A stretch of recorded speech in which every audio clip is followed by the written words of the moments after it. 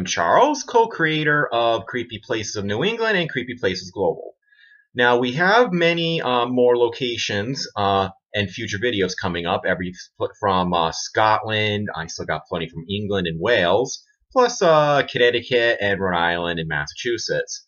But I've done tags in the past, mostly on my other channel, and this will be the very first tag I've done on the Creepy Places channel. I kind of get a kick out of them. They were created by people. I know one of them was Paranormal Activity. I'll put the information in the descriptions in case any of viewers watching this want to do their own tag. I always got a kick out of tags. It was better when you had the when you could do video responses. But hey, you gotta do what you gotta do. So here are the questions, and I'll answer them as honestly as I can. Number 1, if you could use only one piece of paranormal equipment your whole life, what would it be? Well, obviously it would be the voice recorder. 95 to 99% of my evidence I ever catch anywhere comes from the voice recorder. I barely catch anything on photography. I think maybe 2 times, maybe 3.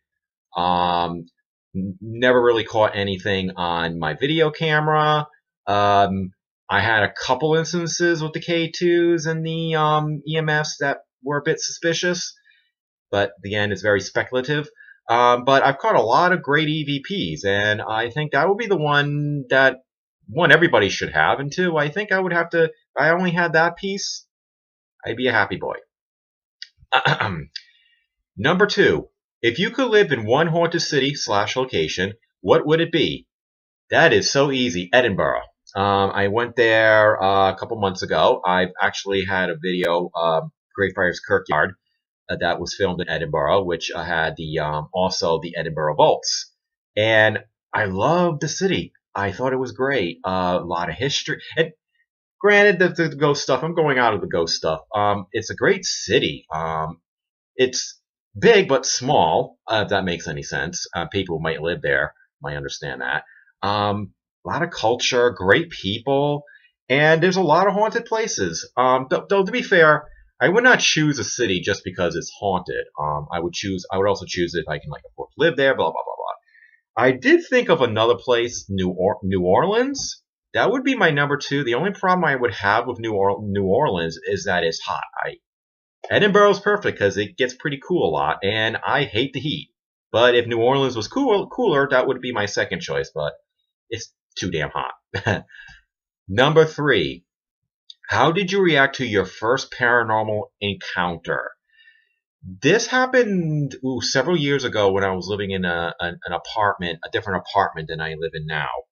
And I thought there was a woman standing at the edge of my bed. It was about 2 a.m. in the morning. My first reaction was that, holy shit, somebody broke into the house. The person looked so real, I didn't even think it was a ghost. I actually thought somebody broke in and is a crazy stalker, and this woman's now going to stab and kill me. Then when I stood up and freaked out, she vanished. Kind of outside in, very weird. I turned the light on. I kept the light on for the rest of the night. I was spooked, because I was like, did I just see a ghost? So that was I should do something about that, my time living in that place. Turned out the place was actually very haunted. It was even on a ghost tour in my area. One time it was around Halloween. I'm looking out the window, there's all these people holding candles, and I'm like, what the hell is that? And it turns out it was a ghost tour, and my apartment was on the ghost tour. Yay! Yeah, good times. Number 4. What reactions do you get when people find out about your interest in the paranormal? I'll have to go by location. In this area, people are generally New England, I should say. People are generally accepting, even if they don't believe it. They're generally accepting of it. They think it's kind of cool. Some of them want to join in. Actually, I would say probably in this area, the most people often want to join in. In France, when I was in France and mentioned that, people were kind of like, oh, that's so cute. An American is looking for ghosts. Okay, the French are not that snotty, but I'm just trying to prove a point that in France, I find that it's more, they're not as open-minded to it, but they're not going to be as hostile. I never came across anybody that was like really hostile. Ireland, I either got people who just there's a small percentage of people, especially in Dublin, who just doesn't believe in that stuff anyway. Mainly because there's a lot of atheists there. But outside of Dublin, they take it a little bit more serious, and it's something that they won't mess with. And England and Wales are definitely, I would say, they're pretty close to being like New England, in which they're very open-minded. Most of the people have been like, "Oh, pretty cool. Have you ever caught any, seen anything and stuff like that?" I can't really say much about Scotland. Most of the people I interacted with were either English or Welsh or Australian, which was kind of ironic. But yeah, I would say the French are the most likely not to take it seriously, and the New England and the English England area are people would definitely be more like, "That's pretty cool. Tell me more about it," type stuff. That's my personal experience. Um, 5. Describe your feelings regarding the paranormal in one word. Now that's actually quite hard. Um, it's how can you describe it in one word? There's so many things to describe it.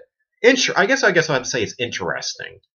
Um, you've learned interesting history, interesting stories, and have interesting experience. Also, sometimes it's interestingly boring, and interestingly, there's a lot of people in the paranormal who are like incredibly the biggest snots around. There's some of them they're either fantastic people or they're the biggest jerks you'll ever meet. Those are the type of two you're kind of find. So I have to say interesting. It's, that's the best I can do. If you could make one creature, legend, myth real, what would it be? Um, you know, Slender Man. I would love Slender Man to exist. Most of the stuff I've read, Slender Man is going after teenagers, and I think the world would be a lot better place if we have less teenagers. Remember what happened in Oregon? There were a bunch of teenagers knocking over these old things. Kind of joking, but I think I don't know. Slender Man, it fascinates me the most. It's like a very psychological, legend, myth, creature. Even though we all know we can trace the origins to a person on creepypasta, but I just find it kind of fascinating, and like mainly because of the psychological aspects. You know. Number 7. Do you have any haunted objects? No, and I don't believe in haunted objects whatsoever. I think that's people can believe what they want to believe in, but I don't believe in that at all. I won't go into my opinions about Haunted Collector at all.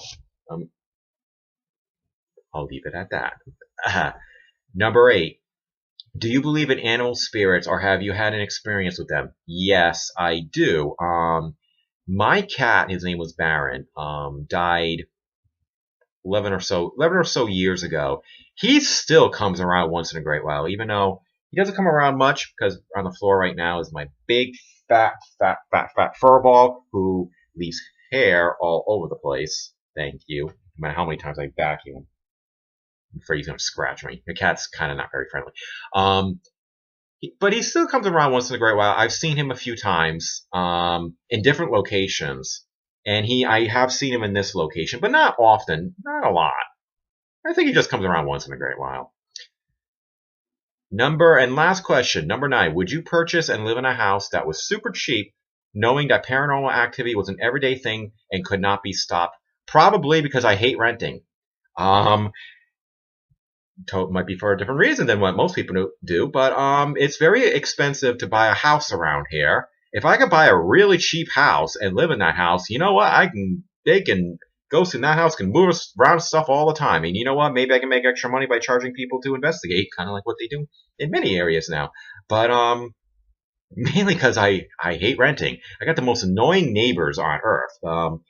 There's a girl, I won't give out names, but there's a kid, a 15, 16-year-old boy who likes to sing over and over. And if I have to hear Let It Go one more time, I am going to jump out the window or I'm going to push him out the window.